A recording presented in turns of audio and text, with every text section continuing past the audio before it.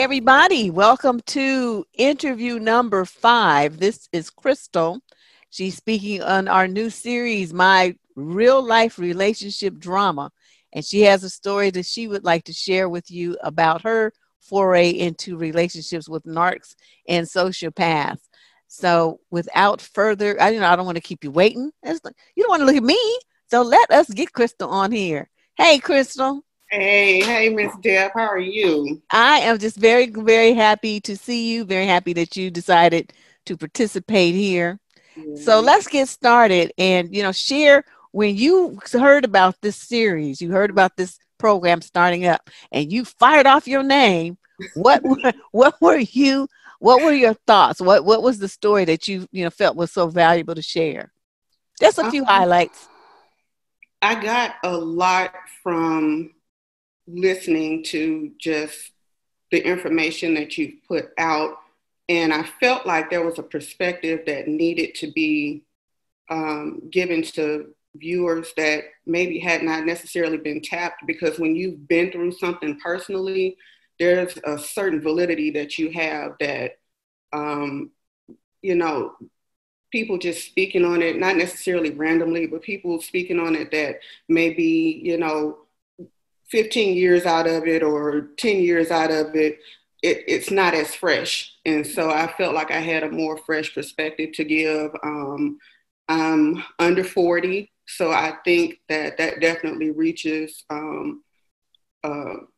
majority of women that either have been through it or are going through it. So thank God I'm out of it, but I still feel as though I have like a really fresh perspective to give, because I'm just now coming out of a lot of things.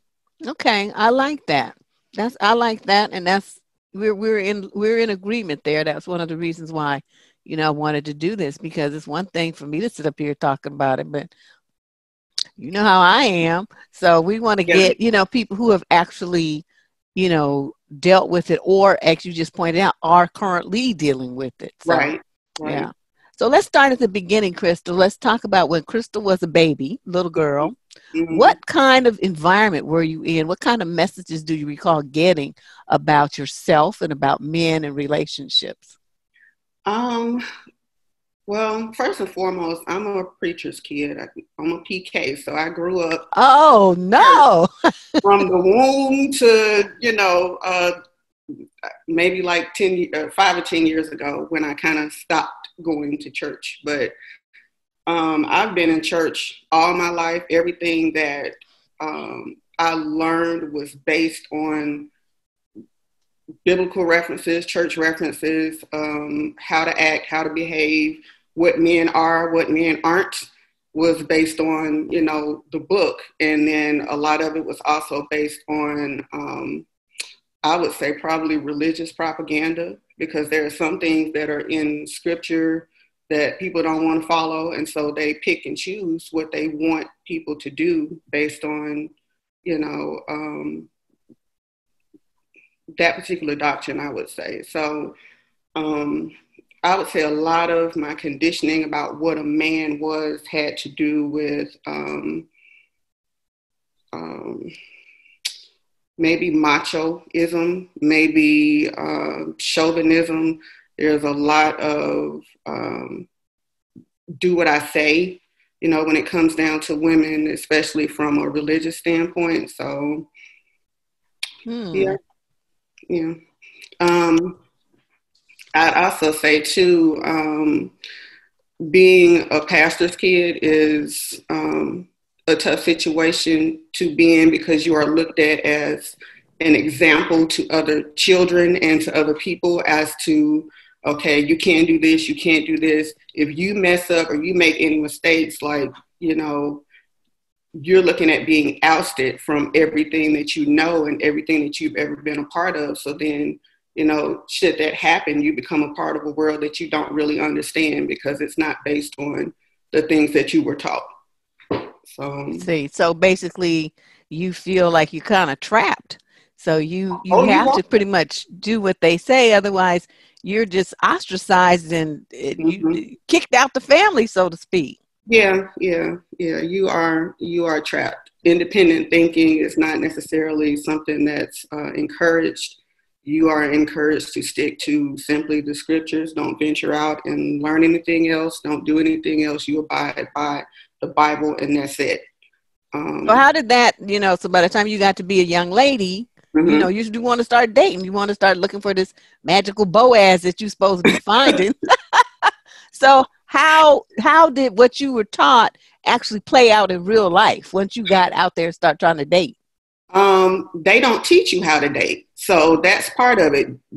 When you're in the church, what you're encouraged to do is be abstinent and almost asexual to some degree. Your sexuality is not talked about. There are even scriptures, that they refer to where they say, don't talk about what goes on in the marriage bed. You don't discuss that. So it's either marriage or, nothing else. You don't really have an in-between. There's no dating per se, because that's looked at as tempting yourself to, get out there and be promiscuous, or, you're going to tempt yourself, in other words, to have sex before marriage. And so that's why they don't really spend a lot of time talking to you about how to date. But So wait a minute. So what is these like arranged marriages or something? How are you supposed to find somebody? I've kind of been thinking about it, and it's not necessarily arranged marriage, but they do kind of expect you to just stick with whoever's in that church or whoever's in that denomination, and you kind of pick from that pool. So it's not like you're getting out and going anywhere to learn, to be with anybody, but it's an odd way to be raised, because you don't really get any information other than don't do it.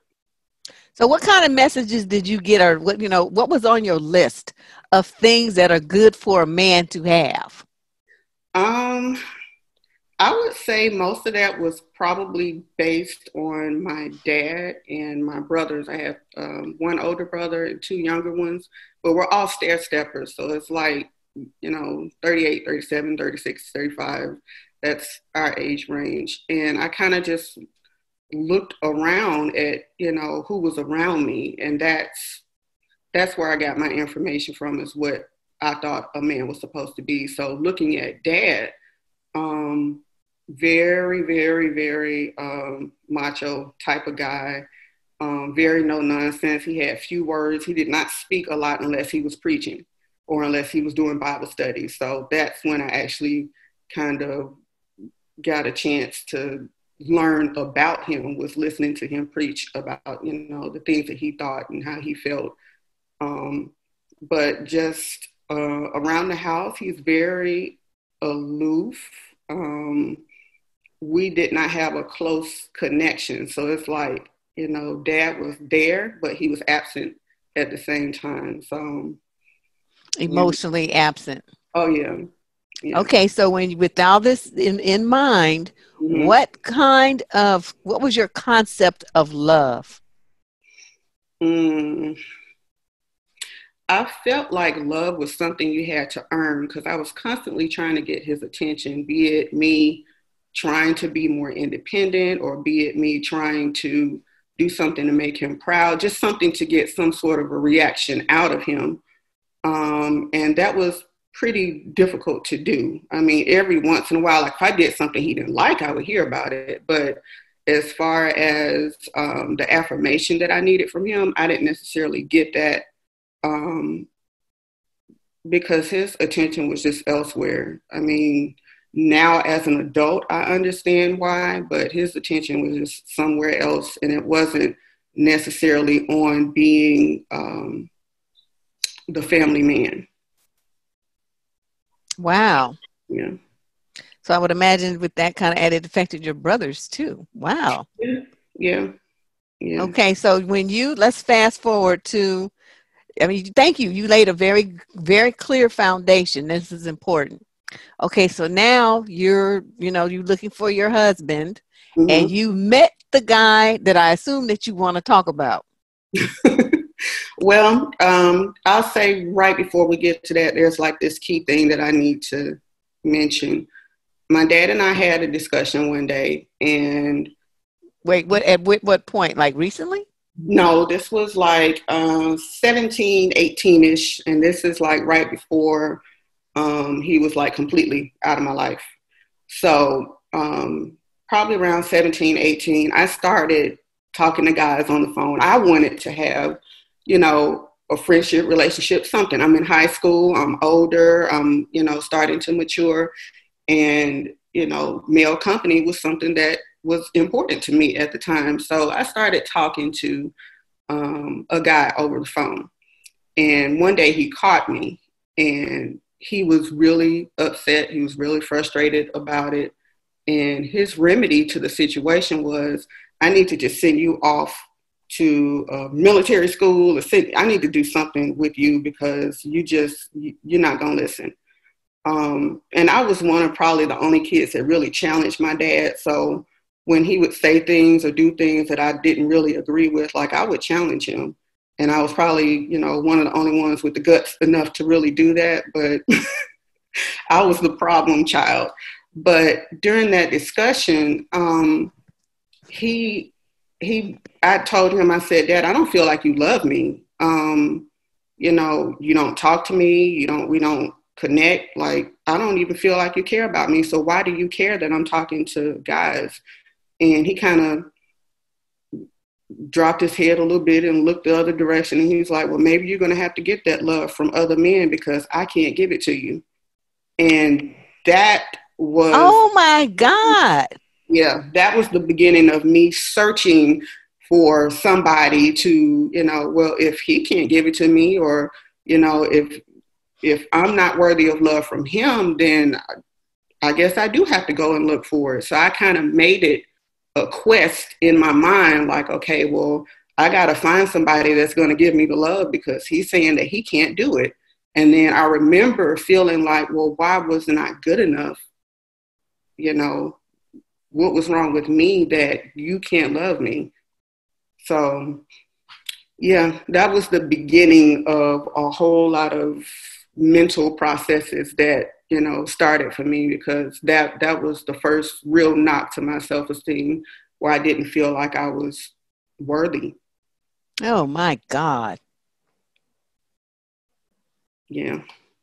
How you gonna be trying to, as they say, lead the sheep, and you can't even lead your own family? Yep. How does that work? Yep. It doesn't work, clearly. It doesn't work. I'm just astonished. Yeah. Um, I don't even know what to say.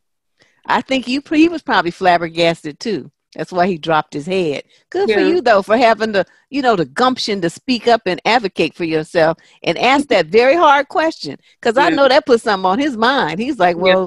well, damn. I could tell, like looking back as an adult, when I think about that conversation, I can tell that he didn't know what to do. I don't even Mm-hmm. think that he had the tools um, to raise a girl probably the way that she needed to have been raised. I don't think he had the tools for that. And so um, as an adult, that's why I can let a lot of stuff go, because you do what you can with what you know. And if Right. he didn't know, like I can't hold him hostage for not knowing that, but it was messed up, you know. So that I can acknowledge both of those things. Okay. Yeah. That's very, yeah, that's very actually a very healthy attitude, to have, because some people sit around and be mad at somebody, for something that they did or said, like 40, 50 years later, they still mad, you It took know. me about 12 years now. Yeah, but you're not even 40 yet. So, I'm talking about people in their 50s and 60s, girl, and they Yeah. still mad. They Yeah. still mad. So, good job. Okay. Okay, so now you ready to talk about Mr. Thing? Oh, yeah, that one. Ah, that expression. That one. Oh, boy. Okay, so um, after that conversation, shortly after that, I graduated from high school. Um, I had just turned 18. So I graduated in June. I turned 18 in July. Um, our family went through a situation where dad became schizophrenic manic depressive, and he had violent episodes. And so that was a situation where we had to leave. He kind of invoked his right not to be committed to a hospital. He refused to take any medication or anything like that. So we were just dealing with the raw effects of schizophrenia and mental illness on top of very strict religious background, because he still had those things going as well. So we literally, weren't allowed to go anywhere, that was a situation that we actually had to escape. So we moved back to my mother's hometown. Now, keep in mind, I told you I turned 18 in July.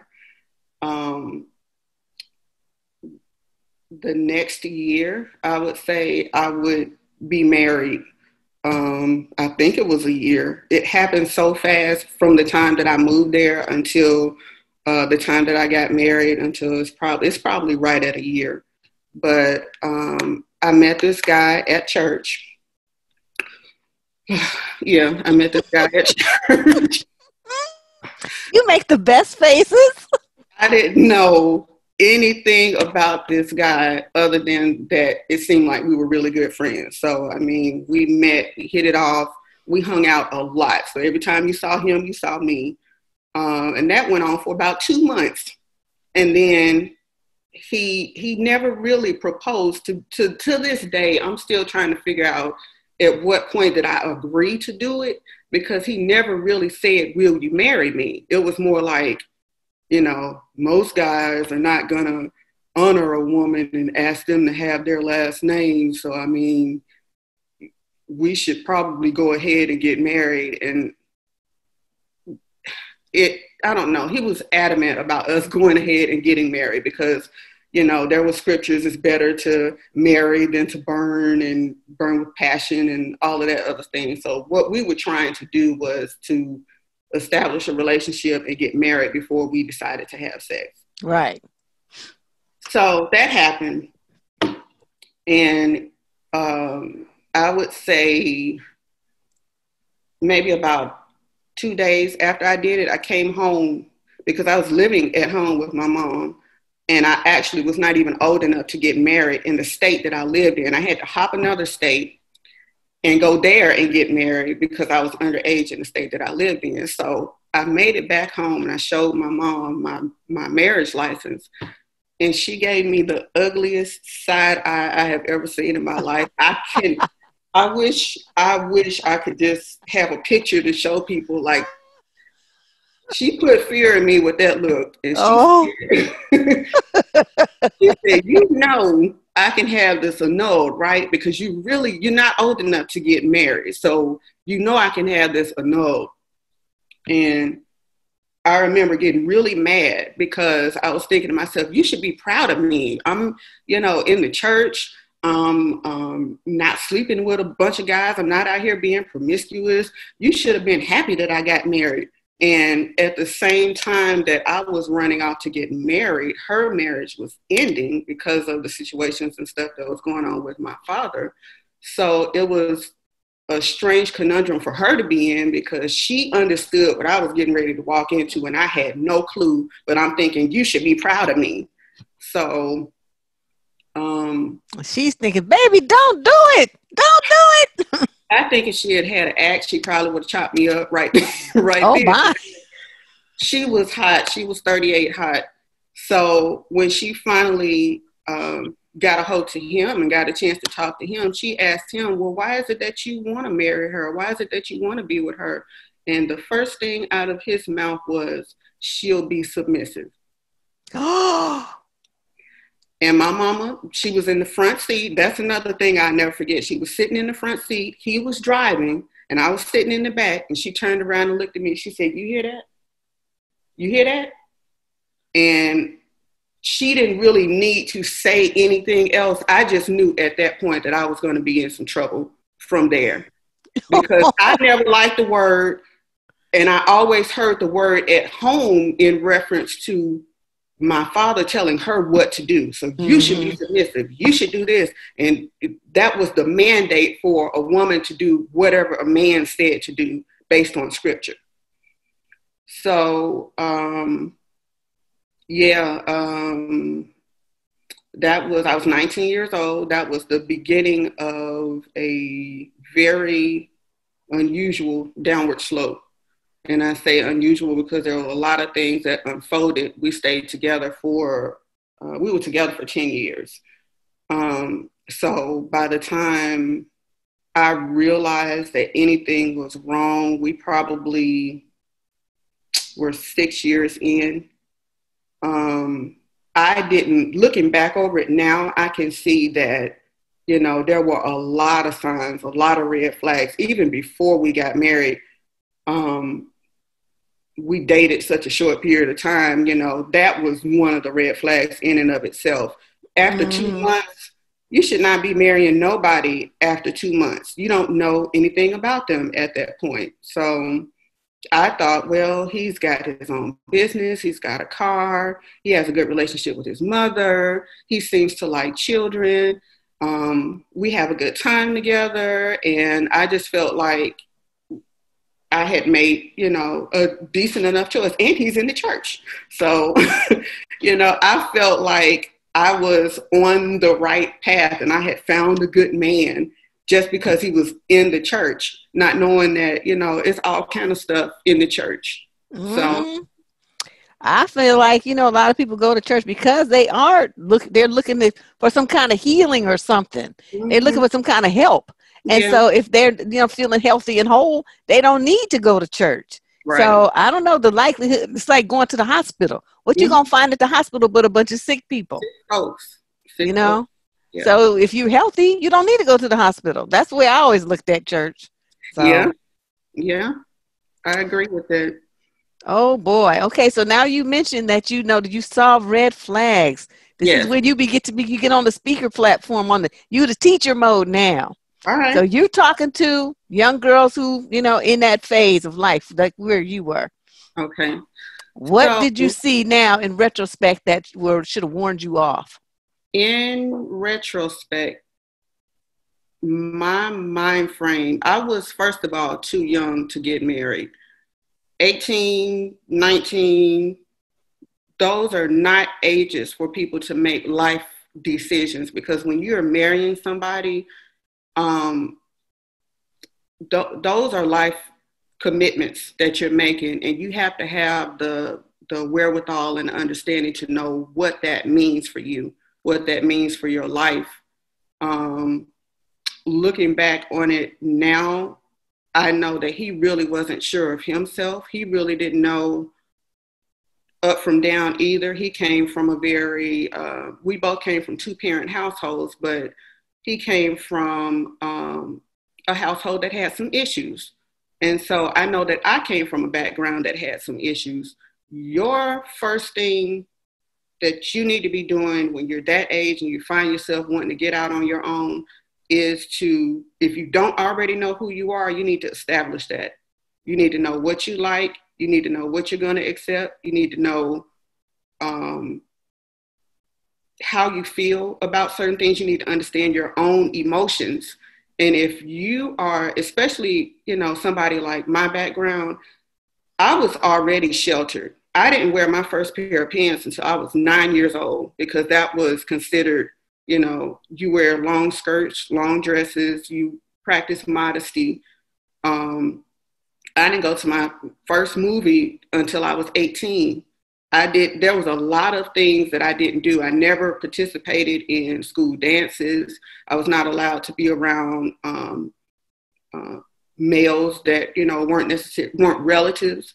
So in other words, it's like there's this whole big world that I get thrown into, because now I'm 18 and I'm grown, but I didn't get a chance to really develop who I was and develop my understanding of myself.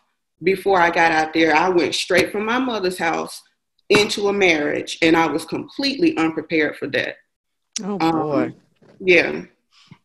So for young women, I would say, slow down. Don't be in such a huge rush. I don't know why it was that at that age, I felt like I have to get married. If I don't get married, I may never get married, or nobody may ever choose me. Or I was going through all of this angst as a young adult of trying to find out what it meant to be grown. I was trying to find out what it meant to be a woman. I was trying to find out what it meant to be in a relationship. And so I did fast forward on everything, which is exactly what a narcissist wants you to do. Exactly. So when you're in that type of a situation, it's like all of your insecurities are plugging into what this person has planned for you later on. You don't realize it at the time that you're making that decision, but he was telling me all along what his plans were. And I just wasn't smart enough to understand what that game was and what it meant. So, you know, I was in college when we got married, and he basically said, you know, any wife of mine or any woman that's going to be with me is going to have to work in my business with me. And so you don't have time for school. You don't have time to do other things. You have to help me get this business going because we're going to be financially independent.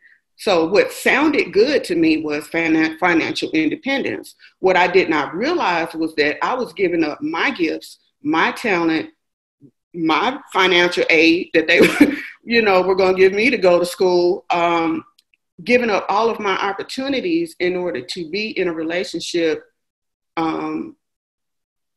to make him happy, in other words, because I wanted to help him with his business, but at the same time, I didn't want that to come at the expense of me not being able to do some of the things that I wanted to do.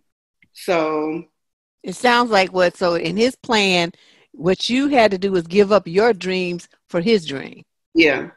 And I did that. He basically was like, well, I don't think this marriage is going to work because, you're in school and you can't be in two places at one time. So either you're going to help me with the business or you're going to go to school. And if that's what you're going to do, then you can just go back and get back in the dorms. And it kind of crushed me because I was like, you're willing to throw away our entire marriage just because I don't want to work in the business with you? I mean, I only have 2 semesters of school before I graduate. Like, why, what's the problem? But nope, he was adamant about it. And my mind frame, I was kind of trained to please other people. It was about doing, again, what the man of the house or the head of the house said. So that was my background to follow on. That was my training. And, that's what I did, unfortunately. But, yeah. What other kinds of things did he do that let you know that he was a narc? He was really controlling. So if I said, where we lived in that town was a small rural town. My mother lived about 5 miles down the road. So literally a straight stretch of road, drive for 5 miles, and I'm at my mother's house. He was the kind of person that wanted me to talk to him on the phone all the way to my mother's house, talk to me while I'm at my mother's house. And I'm like, if I'm going to sit here and talk to you on the phone, how am I going to visit with her? So control was an issue.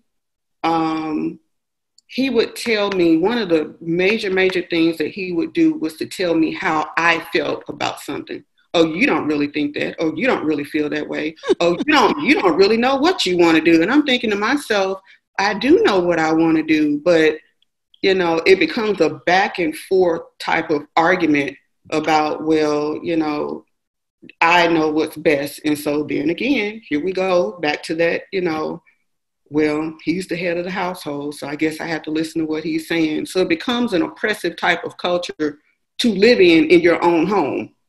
Yeah, no. Yeah. Girl, so how did you make your escape? Because some women say it's very hard to get away from them. It's very difficult to get away when you are unaware of what's going on. And even when you become aware, you have to have a plan in order to move away from that.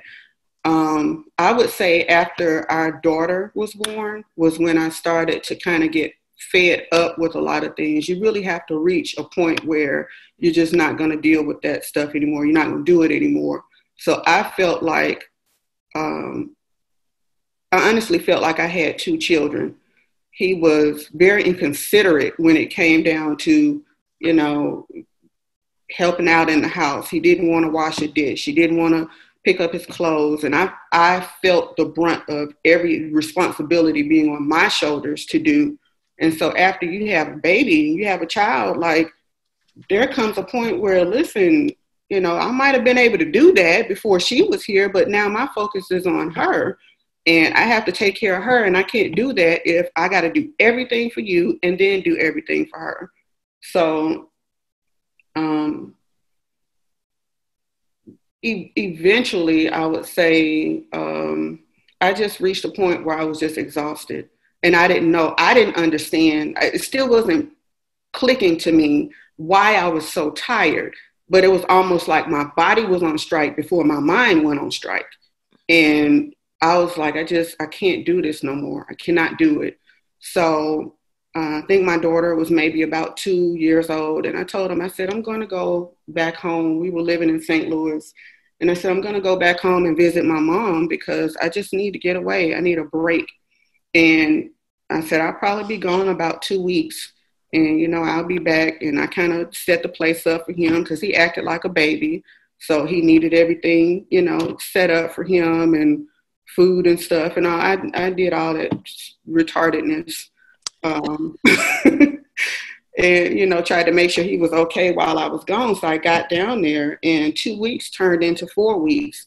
4 weeks turned into 6 weeks. 6 weeks turned into 2 months. And the longer I stayed away, the clearer I got about things that were going on, things I was unhappy about, why I was unhappy about it. And being away from him was enough for me to kind of get clear on some things. And so he called one day. He was like, are you ever going to come home? And I told him, I don't know. I don't know. And I think at that point in my mind, the divorce was already starting. Right. But I didn't recognize that that's what was going on. I think he knew it before I did.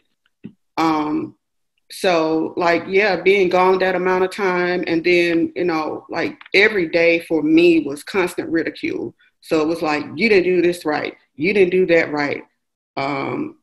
Name calling, shaming, bringing up things about your past. You know, even, you know, I had confided with him about things that went on with my dad. So he was like, you're going to end up like your father. And, you know, if you don't do this and it just got to the point where there was so much chatter, so much talking, and so much putting me down until I needed to break away from that. And then on top of him, you know, behaving in a way where he was helpless, or he acted as though he was helpless. Like he wouldn't do anything. He was lazy. He sat up and played video games all day long when he would come home from work. Like, I might get a kiss if he came through the door. You know, he might pick up the baby.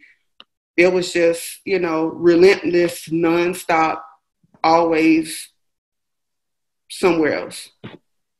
So in other words, he was just your daddy in a different body. Woo! I'm so glad you said that. I'm so glad you said that, because when I said my body went on strike before my mind did, that literally is that's exactly what was going on. So he felt like a father figure, and therefore I stopped being attracted to him. I didn't want to sleep with him. I didn't want him in the room with me. I was already doing everything in the house. So it felt like living with a roommate. And we were so disconnected anyway until there was no bond to really salvage. So when I told him, I said, listen, I want to go home with my mom for a little while. And by the time we made it through that, he had started getting angry, because I think he realized that he was losing control. I think he understood that whatever game he was running, like that show was about to be over. Mm-hmm. And he knew that, you know, his supply pretty much was over with. So that's when you get into danger mode. And I would say, especially when you have children with a person with those thought processes in mind, right, you get into danger zone. So I didn't realize that me becoming more independent was a threat to him. And when I say he was lazy, like literally he dropped everything in my lap. So not only the household, the business got dropped in my lap. He was very intelligent, highly intelligent. He graduated high school early, had 3 degrees, IT, mathematics, and physics. Brilliant guy, lazy guy. So he wanted me to be the one to run the background of the business. So while he pulled me out of school, and I say pulled me out of school, but when I decided to drop out to be, what he wanted me to be, even with that, I still excelled. So I helped him incorporate his business. I helped him get shareholders. I drew up contracts. These are all things that were being done on high school education. So he would teach me something, drop it in my lap and say, hey, you figure out the rest of it. And I would usually take it and run with it. So the studious part of me wanted to see him succeed. So I did everything in my power since, okay, I'm not going to go to school. I did everything in my power to help him succeed. And he did for a good while. But again, that came at a cost and at an expense to me doing what was in me to do, because I had forgotten all about that. So for years, all I ever did was work on his stuff. I knew all the passwords, had all the access to the accounts, everything as far as running a household, running a business, running our livelihood, I did. Now, oh my God, girl, I'm tired just hearing about it. Yeah. He would go and do the footwork. So he would go out there and do all the wiring and talk to the people and shine and look good. But in the background, I'm the one that's actually making the business functional and making it work. You get tired. I got tired, mentally burnt out. And we actually had a head-on collision one evening, and my nerves were shot. And so it kind of, I should have gone to the doctor after that, but I did not. And he began to make fun of it. He thought it was funny because in my mind and the way it felt, it was like a near-death experience to me. That's how it registered in my mind. But he thought that was funny, so he chose to make jokes at it. You should have seen your face when we hit that car. And I mean, the impact. What? Yeah, just stupid. So the impact was enough to break my glasses. The impact was enough to shatter a necklace that I had, and it almost threw me into the back seat. So I'm turning around looking at our 1-year-old child who looks like she's coming out of her car seat. And then I see the windshield shatter. So that was a situation where we really, really, really needed to have gone to the ER. Yes. To make sure that everything was okay. I got home and he wants to make jokes about it. Now keep in mind, we're in my car. So my car is gone. I have no transportation.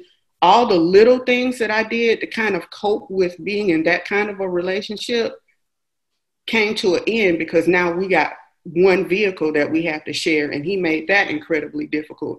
So it's like, you need to bring me lunch at 12 o'clock, or you need to come pick me up at so-and-so time. And it became such a conflict and a yo-yo type of a situation. I was just back and forth doing this, trying to get all of this stuff done. And then if he comes home and something is not done or not finished, and he's complaining about that, bitching about that, and calling me stupid and all this other stuff. So what happened with the business when you was down there with your mama? The business was on hold. So I guess whatever he needed to do or however he needed to work it out, he had to work it out, because I couldn't do it anymore. I was just tired. So I got to the place where after I got down there with my mom, he started to get angry. So he was like, well, if you're not coming back, then we might as well just move back down there. You stay with your mom, I'll stay with my mom. I said, well, what kind of sense does that make? I said, yeah, we're having issues or whatever, but I wasn't thinking about separating. I just needed a break. And he was like, no, I mean, I've made the decision because now I'm not going to be able to have my dreams, and I'm not going to be able to do what I want to do. So, we might as well go on and cut this thing off while we can. And it was blowing my mind, because I was like, we've been married 8, almost 9 years. What, you want a divorce? Because I wanted a break. And he was like, yeah. So before I could make arrangements to get back to St. Louis, where we were living, a U-Haul truck pulled up to my mother's house. And it was him and his mama. And they were hauling my stuff into my mother's garage. And I guess they had broken the lease on our apartment and everything. And I was like, wow. Yeah, so that part of it kind of was a devastation to me, but I still didn't understand what I was going to be in for after that, because he at that point was kind of out for blood, because he knew that this show was over. He knew the show was over. And you escaped his grip. Yeah. You have to be punished for that. Exactly. And that's another thing that they thrive on, which is punishment. So if you do something that they don't like, your punishment might be, I'm not speaking to you for a week and a half, or your punishment might be, give me the credit card back, or give me, it depends on how they feel, what they're going to put on you, in other words. So, I realized. So at what point, Crystal, when you reflect back on all the stuff he was doing, at what point do you say, that's when I should have left? That's when I should have left. Looking back on it, there should not have been a marriage. So I'll never forget, we were sitting at Pizza Hut, and he was talking to me about how he would react if I ever cheated on him. And I saw this really strange look come over his face, and he kind of acted like I had already done it. And I'm like, why are you spazzing out like this? What is your problem? So he's getting ready to take me home, and he starts driving real fast, real erratic. And I'm like, you need to calm yourself down, because there's nothing for you to even be concerned about. Why would you be acting like this? And I haven't done anything. So it was just the weirdest. That was when we were dating. So it was like one of the weirdest things that he did when we were dating. And I'm like, what is your problem? And then later he's calling, because I stopped answering his calls after that. And then he's calling, apologizing, and I'm so sorry, and I want to take you here and do this and do that. And that should have been when I was like, dude, don't call me. Don't talk to me. Lose my number. Exactly. Don't ever come to my house again. So, I mean, I would say to young women, be okay with ending a relationship or ending a communication with a guy that is acting retarded. And y'all know what retarded is. Y'all know what weird is. You know what off is. I mean, even if you're not 100% clear on, a narcissist, or when something don't feel right to you. So if it doesn't feel right, that's for a reason. That's your inner understanding talking to you. That's your intuition talking to you, telling you, listen, this is not, if you feel uncomfortable around somebody and you don't even know why you feel uncomfortable around them. Because for me, I can remember, like, I would get this little ball in the pit of my stomach sometimes being around him.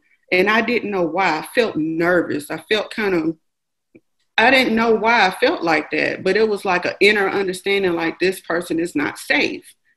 And looking back on it now, I can see, my body was even trying to tell me this person is not safe. But when you grow up in situations where your boundaries are crossed, where you don't have a good understanding of how you feel, that's why I was saying your emotion, understanding how you feel is very important. Those things within yourself are red flags.